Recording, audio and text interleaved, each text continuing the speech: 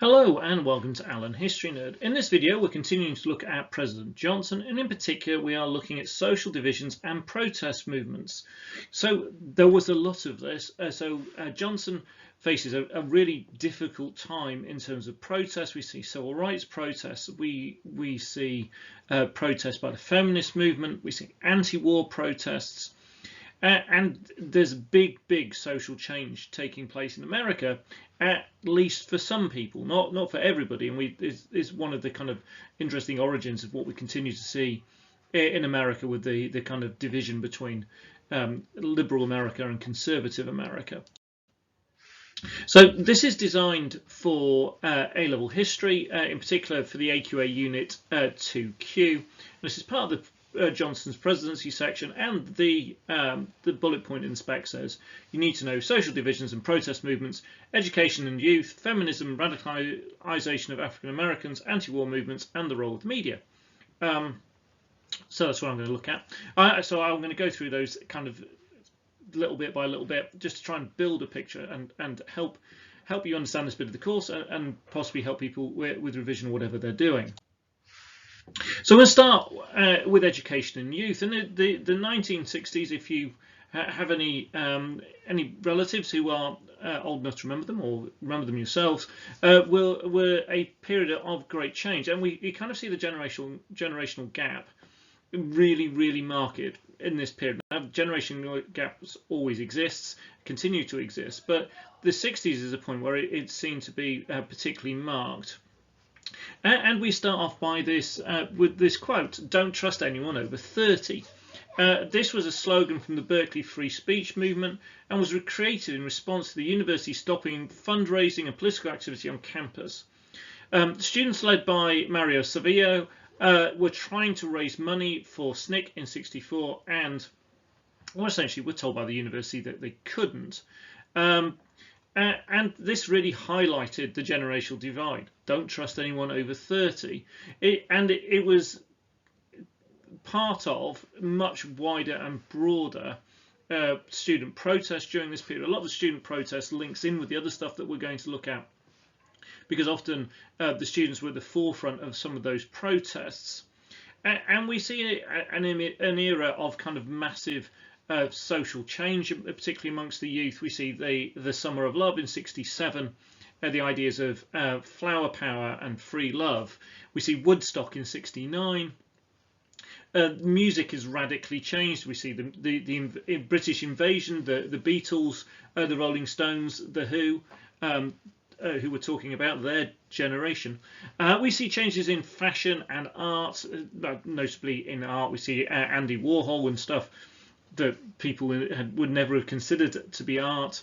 So pictures of a soup can suddenly is art, and people kind of look at this stuff, and some people are kind of wrapped in it, and this is just amazing, and the world is a radically different place.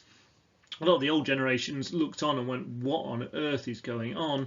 What is that hairstyle? What are they wearing? All kinds of exciting and wonderful things like that. Many students were politicized by the ideas of Kennedy's New Frontier, this idea of how radically different the world was going to be, these new and exciting things taking on space exploration, all those kinds of things. And we see a particular kind of clash with the students in the universities. Now, the universities were seen as being overly bureaucratic, being repressive in terms of suppressing the thoughts and ideas of the students, treating them as children. Well, actually, at this point in time, the age of majority in the US was 21. So essentially, universities acted in loco parentis. So university students in that kind of legal way were actually still seen as children and were treated as such, and obviously they didn't like that. Obviously we've still got some kind of slightly strange hangovers from this, even to the day. Hangovers may have been the operative word, where the drinking age in America, if you ever go there, you'll see is still 21, which to Brits and Europeans can seem rather strange. Some students embraced these new liberal ideas, whilst others were kind of truly conservative. So again, one of the bits you might notice if you talk, even in the UK, but so very much the case in the US, depending on who you talk to, who were around at this point, some people will have experienced Summer of Love, Flower Power, Woodstock, and the huge transformation in the way that they behaved, that they dressed, the music they listened to, the stuff that the art that they looked at, the poetry they read, all those kind of things just changed dramatically. It's a completely new mindset. Whilst others, kind of the 1960s, will have bypassed them slightly, and things will have been, and the stuff that they would have done and the stuff that they would have liked and would have been very much like what had happened for the generations before. And we see this actually on university campuses, where if we look at the two of the most requested speakers on US university campuses, one, we've got the kind of the radical, the new ideas. We've got Malcolm X, brilliant speaker. People wanted to hear him, and he was promoting radical new ways of looking at things.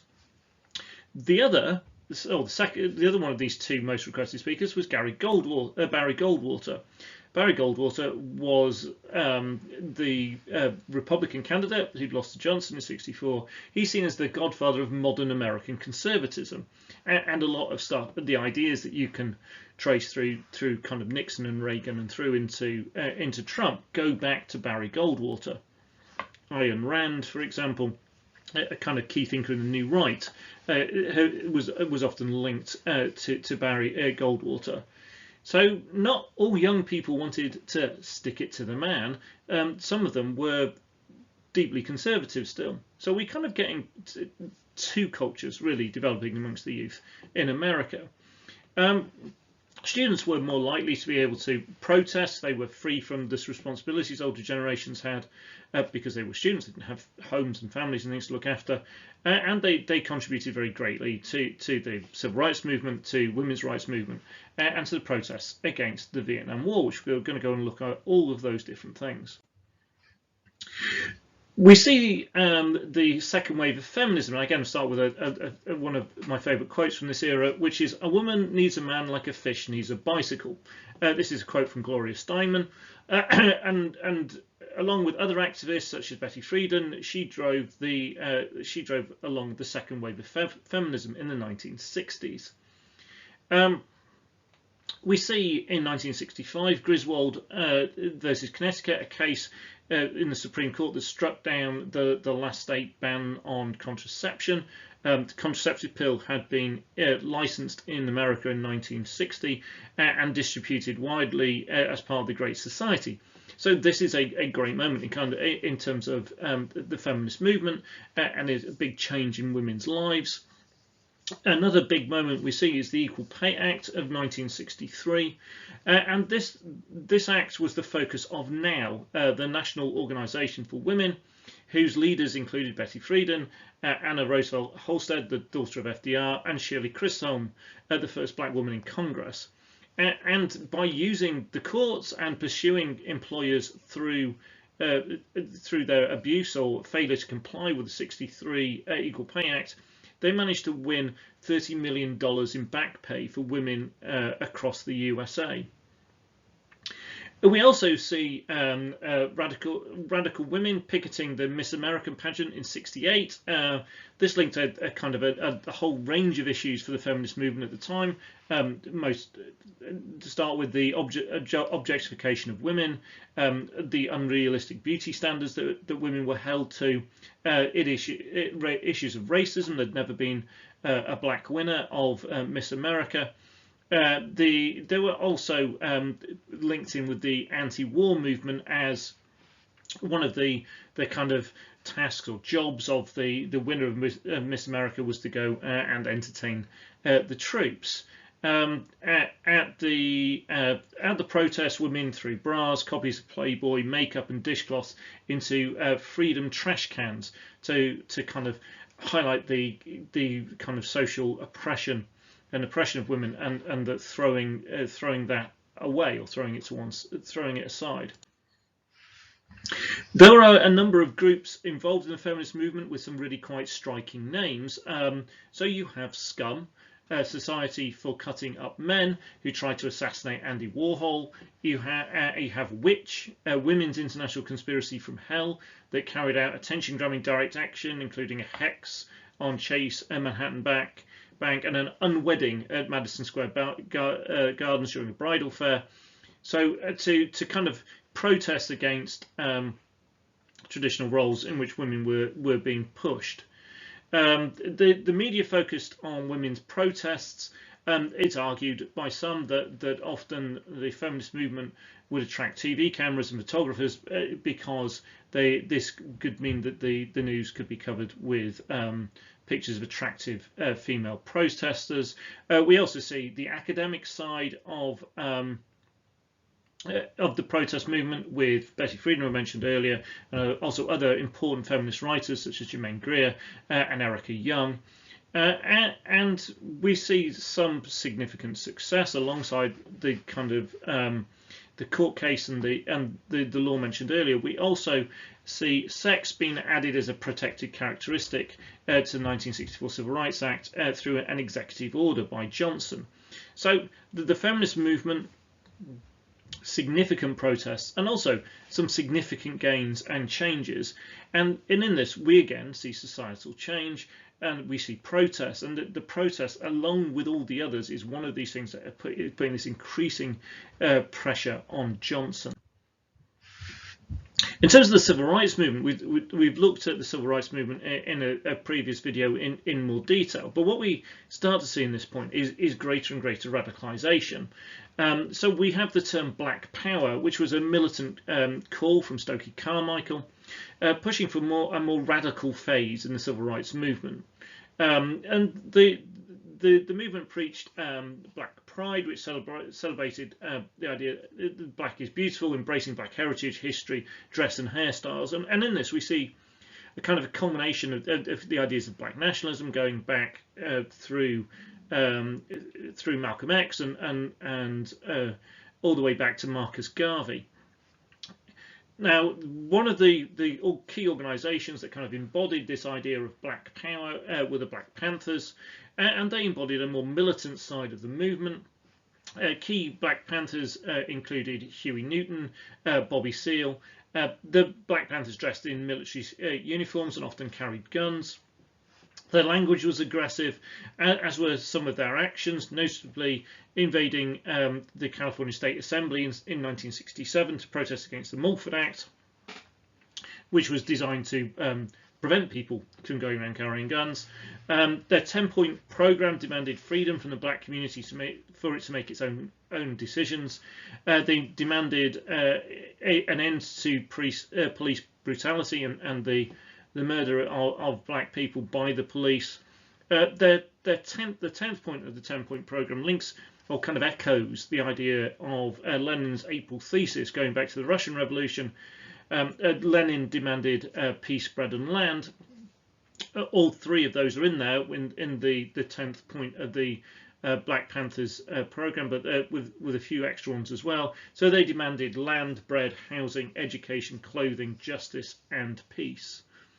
So this is the black community really asserting itself, and the Black Panthers are a kind of fascinating and highly divisive group, because they did something that brought great benefit, and they were also perceived as a great threat. So the FBI Director J. Edgar Hoover saw the Black Panthers as a huge threat, as the biggest threat to stability in America, and sought to destroy them, which largely they managed to do.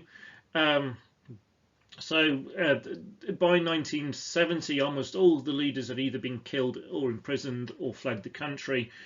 This notably includes Huey Newton himself, who was imprisoned for murder in '68 and later ends up fleeing the country to Cuba.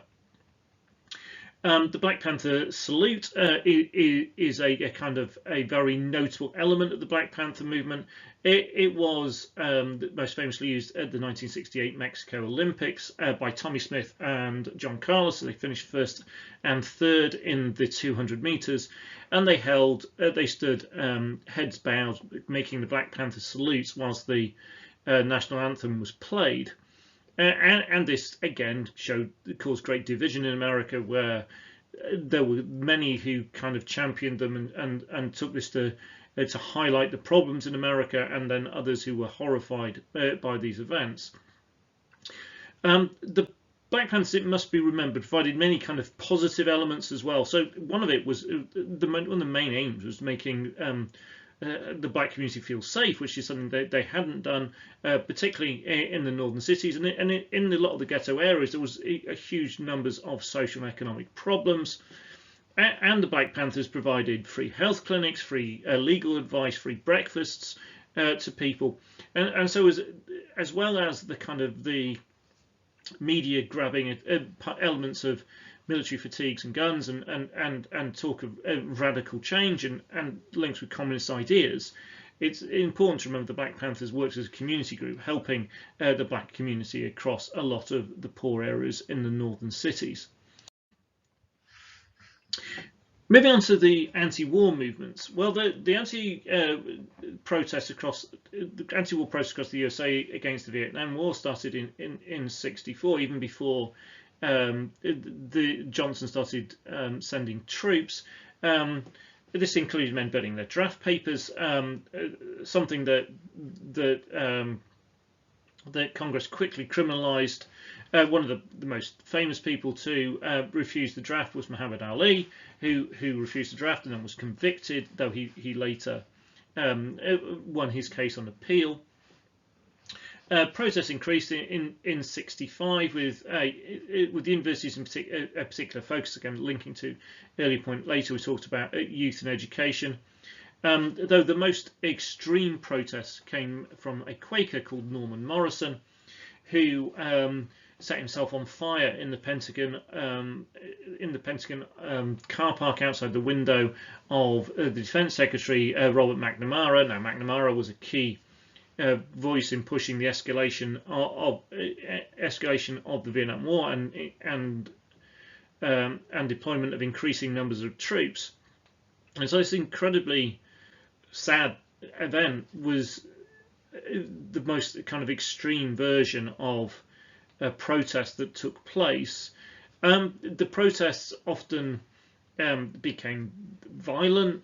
We saw clashes between police and protesters, notably at the big rally in Washington in 1967, when there was over 600 arrests. We see it at Berkeley, again linking to the idea of the universities, where protesters threw smoke bombs at police, vandalised cars, and various other parts of law breaking going on. The anti-war movement had a particularly deep impact on Johnson. Now, probably the most famous chant from the protest movement at this point was "Hey, hey, LBJ, how many kids did you kill today?" These protests, I think, Johnson found quite hurtful.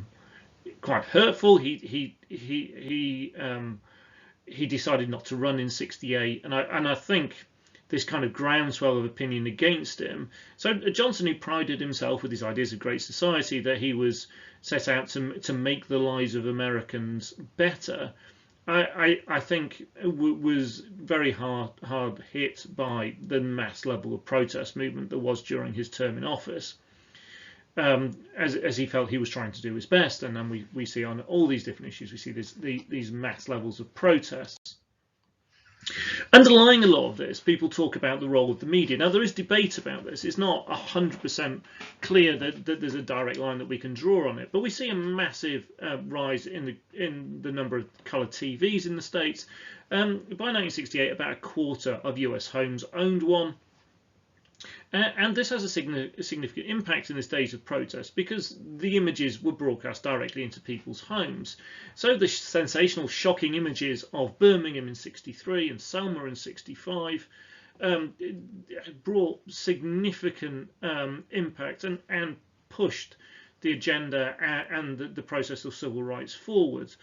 Other movements capitalised on this as well. So the feminist protests, which again attracted massive media coverage, as did the Vietnam and anti-Vietnam protests.